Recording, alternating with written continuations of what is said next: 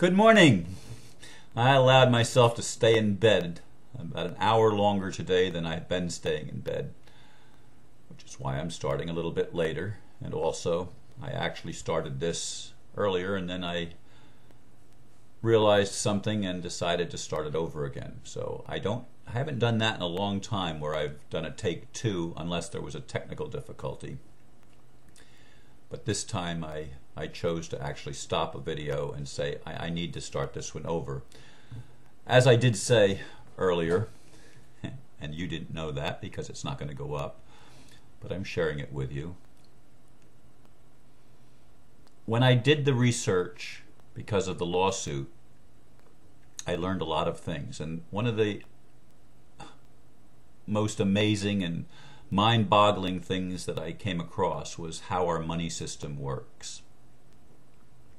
And so I'm going to talk today money madness, because it's an absolute insanity the way our system works, and what we don't understand about it is actually enslaving all of us. Some 10,000 years ago approximately, the slaves were revolting, and the priesthood at that time controlled pretty much everything. And they devised a way to keep the slaves doing what needed to be done, but they began to pay them for their labor and for their effort rather than just whipping them into place. They kept them in place with an invisible bond known as money, or known as a medium of exchange. And so the monetary system primitive monetary system was created a long time ago, and it has come down to us through millennia and centuries at various stages and levels throughout periods of history and in different regions, obviously. But in the modern world, it has become an art. The monetary system has become an art form, and we haven't a clue, most people haven't a clue what the monetary system really is. We know that in the Soviet Union, or in a totalitarian communistic country, the state owns everything. What we don't realize is that even in our free nations, so-called, the state also owns everything. Try not paying the taxes on your home. Even if you've paid for your home completely, you have no mortgage, you own the home outright, the state charges you rent to live in your own home, year in and year out, called property taxes. And if you don't pay those taxes, the state comes in and takes your home away from you. Doesn't matter that you've paid for it, and they don't have to give you anything back for it, because from their perspective, they already own all the assets of the world are owned by the state, not by any individual. Same with your car. They make you get a license. They make you get insurance.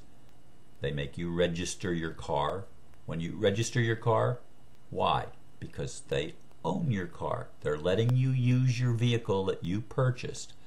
You don't even need a driver's license as a sovereign, as a free person. You don't even need one unless you're using your car for commerce. That's what a driver's license is. And it actually exists in the law books. You don't need a driver's license to travel for pleasure, to pursue pleasure and happiness. That's one of your natural rights.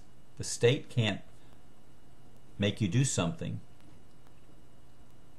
that you have a natural right to do anyway, that's already lawful. But you've given your consent, and it's voluntary, but you don't know it's voluntary, and even the state doesn't know it's voluntary, except for certain people. They know. But how does the monetary system work? And I'm going to talk about the United States. The Federal Reserve, almost 100 years ago, was given the right to print the currency for the United States of America. The government operates by borrowing money. You think it operates on taxes. No, it operates by borrowing money. And they pay the Federal Reserve, which is a private bank, a conglomerate of international bankers actually controlled by a few people. They get the right to print the money, and the government pays a few cents on every bill of currency that is printed by the Federal Reserve. And then the country, the government, pays interest on that.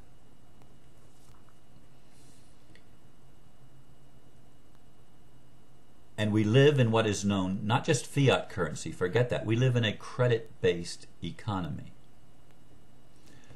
where every bit of money is borrowed.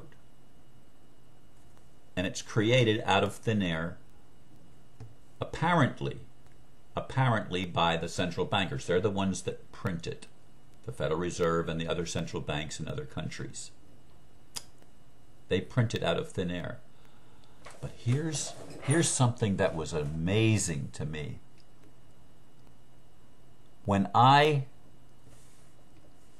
borrow money to pay for an automobile, for example, I say to the bank, I want to buy this car. Will you loan me the money? I sign an agreement that I'm going to pay back the money that they're loaning me with interest. And I'm really cutting to the chase. I'm making it short and sweet here. I'm going to pay it back with interest. I give the bank the paperwork, which the bank doesn't sign. I've just given the bank a negotiable instrument. What does that mean? It means I've given them money. Money is a negotiable instrument. And that paperwork that I signed, I created the money out of thin air, gave it to the bank that was committing fraud because they weren't telling me what I was doing. They withheld that important information. The bank turns around and bundles that loan and sells it in the monetary market. Money trading. The money changers that were so anathema to Jesus that he kicked them out of the temple in his day. He lost his temper. A master lost his temper because of the money changers. But we have money changers in our world that make money out of thin air, conceive this idea, a fraudulent idea where they trick people into think that they're receiving something from the bank when in fact the bank is receiving something from the people. The promise of labor, the promise of your creativity, the promise of your effort. You're going to pay it back with interest. And interest is another whole subject. It's also anathema. When you buy a house, say you pay $100,000 for a house. You've just given the bank a $100,000 negotiable instrument. That is an asset to the bank. Not a liability because they didn't give you anything. You gave the bank something. This is mind-boggling. The money madness in our world is astounding. The fraud that has been created. People have been deceived to think that money is wealth. No, creativity is wealth. Your labor is wealth. Natural resources are wealth. And the government owns all the natural resources the way it's set up. If you find oil on your land, or gold, or something that's considered a precious commodity, the government owns that. You're not allowed to own it. Even in the United States, you're not allowed to own it. That's an illusion. Legally in the system. The state owns everything. Not just in the totalitarian governments of the Soviet Union, but in capitalist nations, it's the same thing. It's the same thing. This is the money madness that runs the world and creates all the problems that we have. People think that the government runs on taxes. No, it doesn't. It runs on borrowed money. And the taxes go to pay the interest to the private individuals that created the whole system, the international banking cartel. This is the money madness. This is what keeps us enslaved as human beings. It's what the Zeitgeist movie, the newest one, was about. Moving forward. That's not the whole thing, but that was what part of it was about. And the Money Masters is an excellent video that I recommend you getting.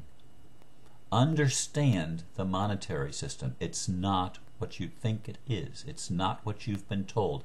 Everything is backwards and upside down. Everything is different than what you believe it is, what we've been taught that it is. Everything.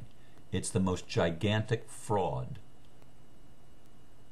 imaginable. It's as Robert Menard says, a free man from Vancouver, Canada area, he says it's a magnificent deception, and it certainly is. This money madness is it's insane that we've been deceived by it for so long. That's how powerful the manipulation and the lie has become, that most people are still totally unaware of how it works. And as we wake up, we get to change it all. That's what the ninth wave is about. It's about us waking up to how things really work in our world. And when we know that, we can take our power back. We can take our sovereignty back and be free of the slavery and of the manipulation. This is what I wanted to share with you today. And I've only touched the surface. I know I've only skimmed the surface of the thing. That's why I recommended a couple of other videos. Understand the monetary system, because when you understand the nature of money as it exists in our world, you will learn a great deal about yourself and how ignorant you have been, and I have been, and we all have been. It will make you angry, perhaps, but it will make you want to learn more and find remedies. And this is happening in our day as the flame of freedom, as the torch of freedom has been lit within the soul of humankind, and as it's spreading around the planet to every country. Third world, first world, second world, it doesn't matter. Every country, the flame of freedom is burning in the heart of humanity. And people are reclaiming their rights. And a lot of it has to do with taking back control of the monetary system by people who have used it to enslave humanity.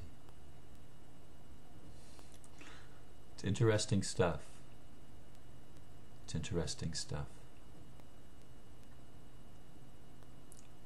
We've all done it to ourselves. Remember that. And remember to love. Remember to love, even when you get angry. Love the awakening.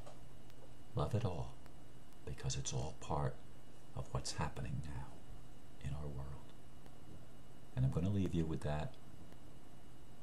I bless you, and I thank you for listening. And this has been probably a difficult thing for some of you, and I understand that. But if you do the research, it's mind-boggling. It's mind-boggling about the money madness. Namaste.